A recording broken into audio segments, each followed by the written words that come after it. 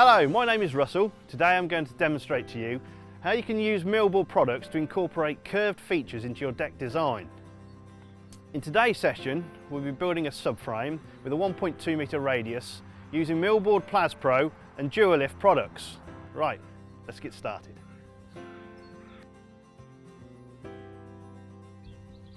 So today we're not going to be supporting our subframe off posts in the ground.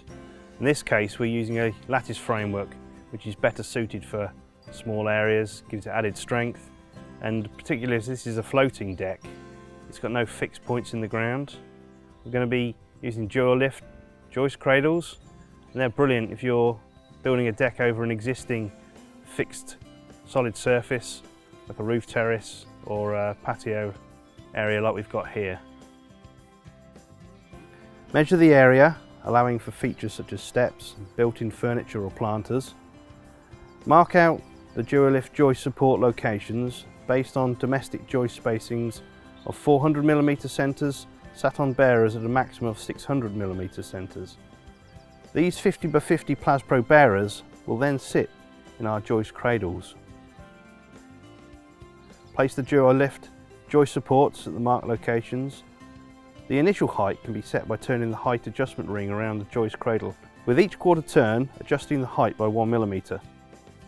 The markings at the side of the joist cradle indicate a 5mm height difference, so you can preset the height before you put them in position.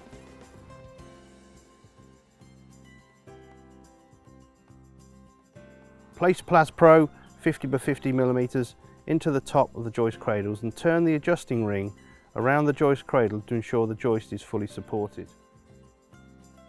With the joist in place, locking tabs should be inserted into the adjustment ring on either side of the joist. The 25mm DuoSpan Plas-Pro panhead fixings are used to fix the locking tabs to the joist.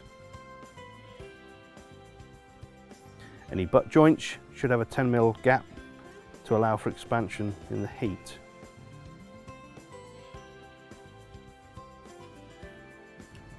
Okay, so now we're ready to set out our curve.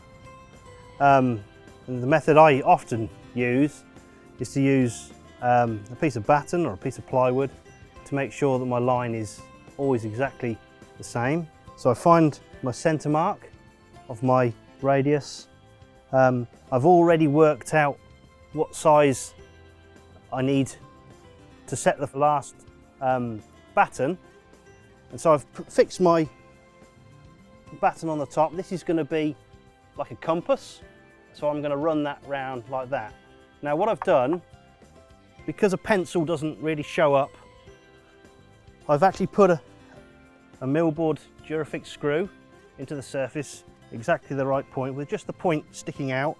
Now I can run this along and I can exactly mark on the surface of my plastic Plas-Pro framework. These are really critical to getting the perfect arc.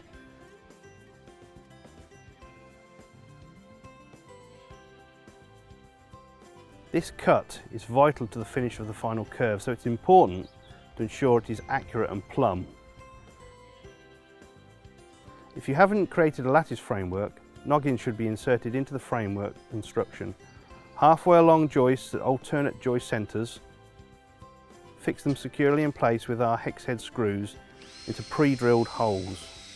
Noggins should also be inserted at the curved edges to support the joist correctly. As our design incorporates a curve, we'll use Plas-Pro fascia supports for the edging and fascia boards to fix to. Install the Plas-Pro 25x100 fascia supports around the outside to create the smooth curve that you wish the boards to follow, fixing with the 90mm hex head screws.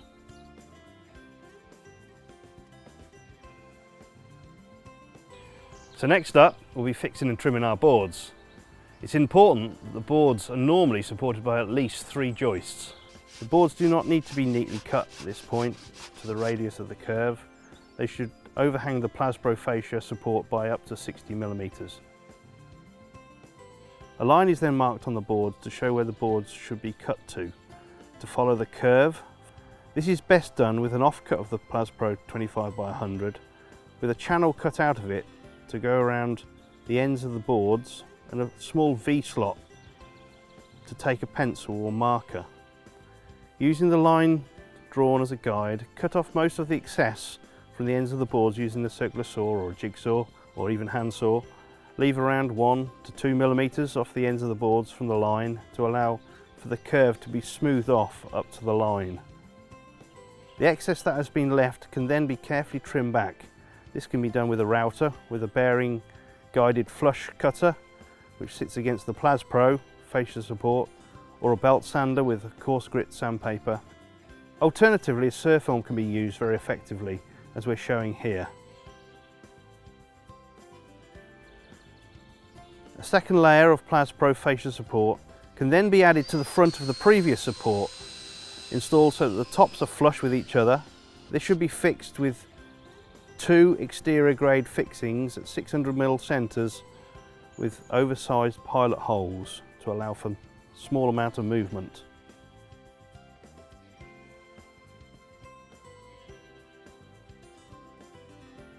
To help you add a truly distinctive finishing touch to your deck, Millboard produce edging profiles and fascia boards, and as you can see, our flexible edging and fascia boards are designed to be flexible and allow you to bend them into a curve.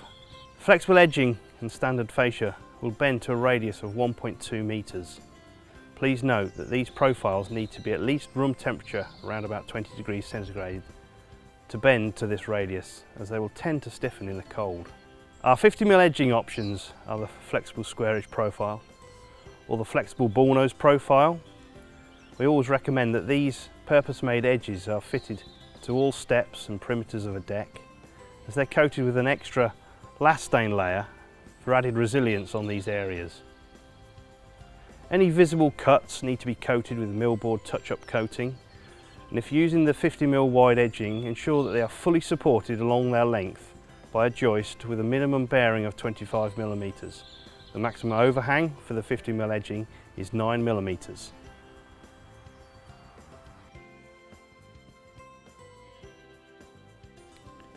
So, now that we've familiarised ourselves with the edgings and fascia options available, let's start adding them to the deck framework. To ensure the edgings and fascia boards are supported properly, we'll be mounting them onto our 100x25 Plas-Pro fascia supports. The fascia board should be fixed to the fascia support with the Durafix 35mm fixings. They should be fixed with 2 fixings every 300mm along the fascia while bending it around the curve. Often the fascia boards have slightly tapered sides, so it's a good practice to set the fascia board around 1mm higher and then flat it back to the top of the fascia support using a surfform to ensure a full 41mm seat for the edging. A small bead of PU wood glue can be used along the back edge of the edging profile on top of the fascia support to help hold it in place and reduce rocking. The flexible ball nose or square edging is then fixed in place to the second Plas-Pro fascia support with no gap between the deck boards and the edging using the Durafix 45mm fixings. The fixings should be inserted around 25mm from the back edge of the edging and installed at an angle of around 25 degrees towards the back of the edging into the top of the Plas-Pro and not the fascia board. The flexible edging profile should be fixed with a double fixing point to start with and then bent gently around the curve, fixing it every 200 to 300mm. Some fixing holes may be partially visible. It is best to try and keep any joints off a tight curve like this. On shallow curves you'll find it easy to join lengths together prior to installation. Cut them both at 45 degrees so that one fits behind the other. Glue this joint together with the PU wood glue on the core and super glue on the last stain. Then continue to fix the fascia boards or edgings around the curve as one piece. Again, the joint that has been formed should be gently pushed onto the curve while fixing it to create a smooth curve.